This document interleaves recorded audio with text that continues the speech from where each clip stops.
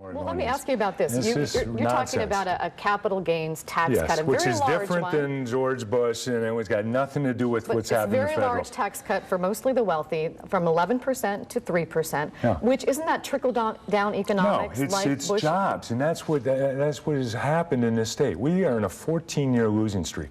Our unemployment rate in the state of Oregon has been higher than the national average for 14 years. We need people who understand, someone who understands economics. Tell me how that's going to create jobs. It creates jobs because people reinvest in Oregon to create businesses, and businesses hire people. But will that happen right away? Your critics are saying it won't happen on day one. Yes, it will. And by the way, he wants to borrow $100 million to create 1,000 jobs at a cost of $100,000.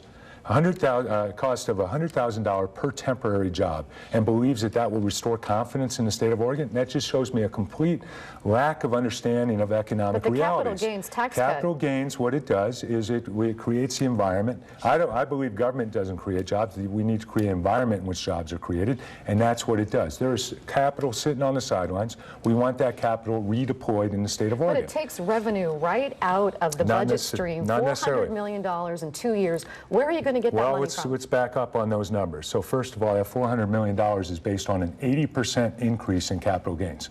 They're saying capital gains are going to increase by 80% from this year to the next. Now, having been out there in the economy and talking to people, I don't see an 80% increase. But that aside, what it's going to do... So how much money do you think? Well, I think first of all, and we also have to see where right now we have the highest capital gains rate in the country, across the river from the state with the lowest. And the default strategy in Oregon right now is when it's time to sell your business, move across the river, establish residency, and then make the sale.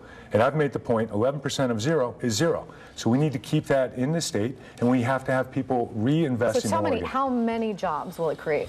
Well, for example, 2 weeks ago I was talking with a group of grocers. One of the grocers chains said they have 9 remodels slated for Oregon, but they're scared to do it right now. They don't want him because they're worried what's coming next. What's coming next in this environment? And once they know that the environment is going to get better and not worse, they're going to unleash those 9 remodels. And this goes from big business to small. It goes from the guy who told me he has 2 big town heroes, was about to open a 3rd, but he's scared to in this environment because of what's been happening. We just went through 66, 67. What's 68, 69? But you can't give me any specifics on jobs. How many? On the exact amount of numbers, we could make guesses at it, but that's give me what a guess. I don't know what the exact number would be. I don't think that really is. For example, the revenue, they've been wrong 9 quarters in a row. Now they're saying it's 80% improvement next year. Yeah, it's an estimate, but is it going to be accurate? No.